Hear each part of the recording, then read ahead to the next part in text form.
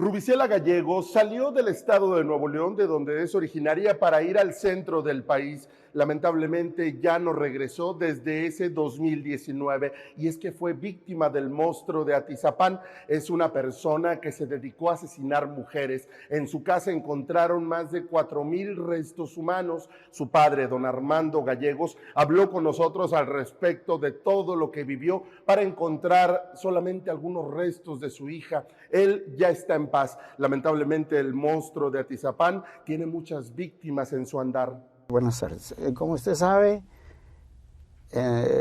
esa persona salió en la noticia y hasta ahí nos dimos cuenta que mi hija había parado ahí. Mi hija se había desaparecido el 20 de julio del 2019 y el 18 de mayo del 2020 nos dimos cuenta de que en ese lugar aparecían unas credenciales en el poder de ese sujeto. Pues a partir de ahí empezó a nacer esa idea de que mi hija estaba ahí y yo nunca me la quité, pero siempre creí que lo que me convenía era pensar que no estaba, para acompañar a mi familia en ciertos momentos, porque si yo me cerraba no les iba a dejar libertad para que ellos me expusieran a mí cómo se sentían. Luché mucho y pedí mucho a la autoridad para que me ayudaran. Finalmente lo hicieron, con mucho orgullo se los digo, porque a mí en lo personal me fue bien, porque yo me propuse, cuando perdí a mi hija, dije, te voy a encontrar, y cuando lo encontré dije, te voy a traer, y en esos dos eventos la autoridad participó mucho, y de hecho fue la base fundamental para que yo cumpliera mis deseos. O sea que a mí en lo personal me ayudó mucho la autoridad y hasta la fecha no me deja solo. Por eso yo les digo que es muy fuerte, duele mucho, pero debemos de saber que la autoridad no es como tal el verdadero responsable del acto. Así que cuando empezamos a entender ahí, nos damos cuenta hacia dónde nos vamos a dirigir y en qué lugar estamos. No podemos culpar a nadie porque nadie tiene la culpa, solamente el hechor. ¿Por qué se fue Rubicela de Nuevo León? ¿A qué iba al Estado de México? ¿Tenía alguna intención? ¿Era estudios? ¿Era trabajo? ¿Qué pasó? Mi hija terminó una carrera de licenciada en tecnología ambiental aquí. Y por ahí se puso de acuerdo con una amiga para estudiar química y decidieron irse a la Ciudad de México.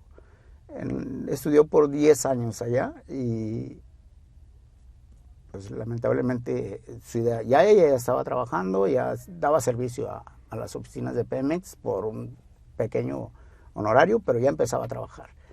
Le faltaba una materia para terminar su carrera y desgraciadamente yo no entiendo, no supe qué pasó, pero ella buscaba un departamento y resulta de que el sujeto ese tenía departamentos al alquiler, y creo que por ahí fue como llegó a las manos de ese sujeto. La verdad, eso es lo que yo sé. ¿Cómo fue el momento donde usted le informan, ahí está la credencial de lector de mi hija? Cuando pasó eso fue el 18 de mayo del 2020. Yo llegué, me senté en el sillón y una de mis hijas tenía como amistad a una compañera de mi hija de estudio en la Ciudad de México, y esa persona tomó la captura de la noticia y resulta de que eran las credenciales de mi hija, y llega mi hija y le grita a su mamá en una voz que me conmovió y me dolió mucho cómo llegó. Y yo les quise decir, las paré, le dije, ¿qué tienen? Pero con una voz fuerte. Pero no porque no estaba destrozado, solo que yo miraba el espacio donde ellos estaban y yo no quería estar ahí. Y sabía que a mí no me pertenecía estar ahí, que yo tenía otras cosas por hacer. Pero el dolor estaba por dentro. Sí, definitivamente, y ese no se olvida, solamente lo guardo en un lugar donde debe de estar, porque debo de continuar. Mi familia, en primer lugar mi esposa, pues está súper dañada. Yo también, pero... Ya en México, ¿qué le dieron oportunidad de ver a usted? ¿Le dieron oportunidad de ver la credencial, algún otro artículo, o todavía no le dejaban ver nada? Nos mostraron el álbum de donde eran las pertenencias y las fotos de las personas que encontraron ahí, y sí tuve oportunidad de ver todo lo que había. Él tenía los pesos de las personas, que pesaba una mano, que pesaba un pie, que pesaba la piel, que pesaba de las mujeres sus partes, que pesaba todo lo que él conocía el peso de las personas, se grababa, pesaba en la báscula y guardaba las partes de las personas. Sí, sí, las comía. Pues se escuchaba que vecinos decían que les invitaba muchas veces carnitas doradas y que las traía de Oaxaca, de donde se supone que era él, que la estaba trayendo, pero llegaba muy seguido con carne. Y le daba a los vecinos. A los vecinos. ¿Usted fue al lugar de los hechos en algún momento? ¿Vio la casa, el departamento donde ocurren este terrible hecho? No, Lick, yo nunca fui al lugar porque yo tenía una foto que me habían mandado, le habían mandado a mi hija. Mi hija constantemente teníamos comunicación todos los días con ella. Si no era yo con su mamá o su hermana, todos los días.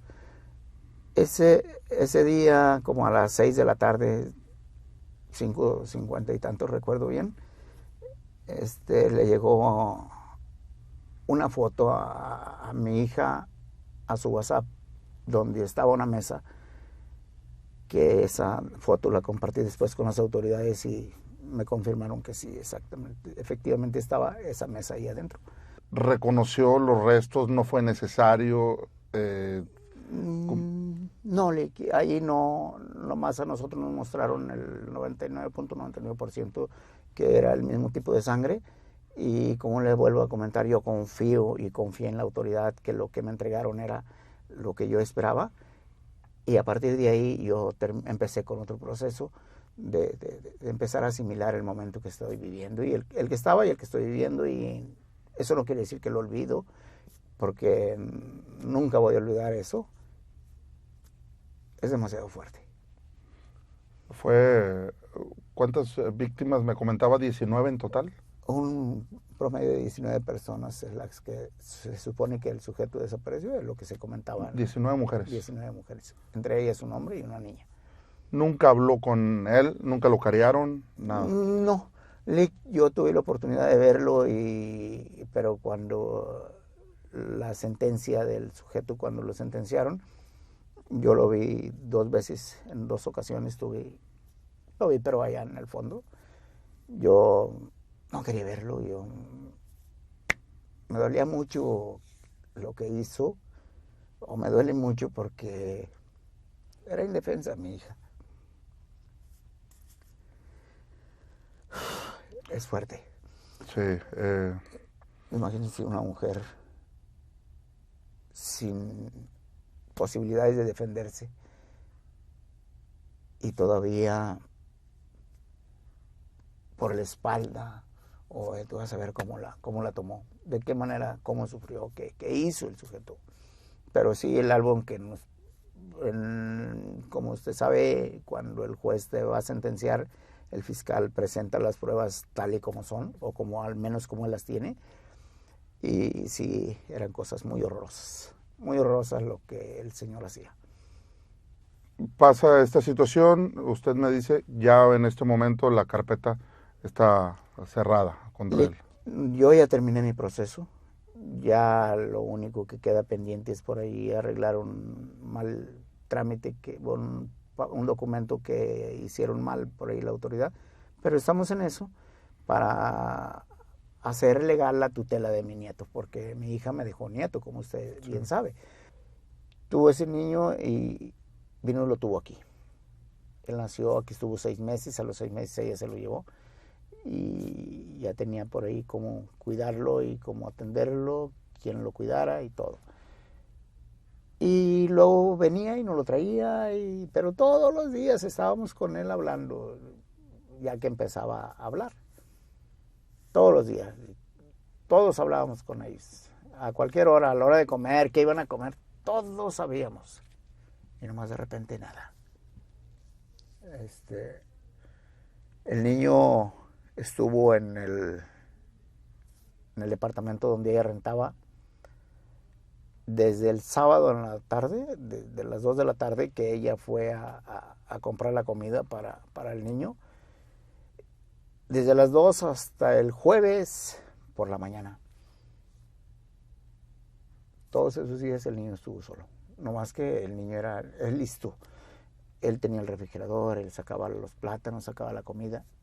El señor del departamento, el portero, que a las 5 de la mañana el niño ya estaba ahí y no lo reportaba. A las 10 de la noche le decía, no cierre la puerta porque mi mamá no ha llegado, y no lo reportaba. Era el 20, el sábado 20, y el 22, Ruby le había pagado un vuelo a mi otra hija, Marina, para que fuera y se trajera al niño porque iba a empezar a estudiar aquí. Ya mi hija, cuando se fue, ya no la encontró. Se fue sin saber nada de ella. Se subió al avión, se fue, llegó y nada. No la fue a recoger a la central. Se regresó para Monterrey en camión. Llega aquí y nos dice, es que no está. Bueno, pues se fue su mamá con ella. Hasta que se fue su mamá con ella otra vez a México, llegaron a México y le hablaron al chavo que les ayudara a buscar el niño, porque el niño también estaba perdido. Y él sabía dónde ella rentaba, porque tenían comunicación por el hijo, o X, ¿verdad? Entonces, fue y lo recogió. Pero hasta que Marina, o mi hija, y mi esposa le avisaron que el niño dónde estaba, ¿verdad? Que estaba perdido. Yo lo que hago con mi nieto, le digo las cosas tal vez muy bruscas, pero como son, porque yo ya no tengo tiempo para seguirlo alineando y seguirlo cuidando. Solamente yo hablo con la verdad y lo que debe de hacer. Él ya está prácticamente enterado de lo que pasó. Sí, es muy fuerte, él es muy fuerte, él sabe todo lo que pasó, porque usted sabe que el internet no oculta nada. No oculta nada. Él se metió y anduvo averiguando y sabe mucho del caso. Pero no porque yo se lo haya contado ni permitido, porque él lo descubrió. ¿Siente en este momento alguna tranquilidad ya pues ya sabe dónde está su hija, ya sabe dónde está descansando, su nieto está con bien, o qué es lo que hay dentro de usted? Sí, Lick. Yo creo que cuando ya llegamos a que la autoridad me entregó los restos, el forense, ¿cómo le llaman? Él fue el que se encargó de todo. Ellos hicieron todos los trámites, solamente yo me confirmaban las fechas, cuando que tenía que presentarme o que tenía que venir, que iban a entregarme algo. ¿En alguna urna? Sí, en una caja, no en una caja, porque ella está sepultada en una caja, ¿verdad? Sí, me la entregaron como tal. Yo quería ver que me entregaran. Claro que no abrimos la caja, no vimos nada de eso, pero como le digo, para mí, ahí se sepultó y ahí empezó una nueva visión para mí. Creo que no de olvido, sino de tranquilidad, de que ya tengo lo que yo anhelé tener en mi poder, lo que yo podía hacer, gracias a mi intención y al esfuerzo de la autoridad que me dio el apoyo, logré lo que quería. Mi hija está aquí en Monterrey, está en el Panteón San Jorge, y pues por ahí vamos a darle vueltas cada que tenemos oportunidad, pero ya sabemos dónde ir. Creo que eso es lo que a mí me tranquiliza, que mis hijos o sus hermanos vayan ahí, que eso era lo que yo quería. Pero sí, mucha tranquilidad. Yo, como le digo, no lo voy a olvidar jamás y no lo puedo olvidar, pero siento que terminé. la angustia. Ya sé dónde está mi hija. Desgraciadamente no como yo quisiera, pero al fin es eso, está ahí. Yo entiendo a todas las personas que viven este mismo tipo de situación. Sé lo difícil que es. Sé que debemos de acomodarnos para podernos sentir mejor. Que tenemos que ordenarnos porque es un sufrimiento muy fuerte.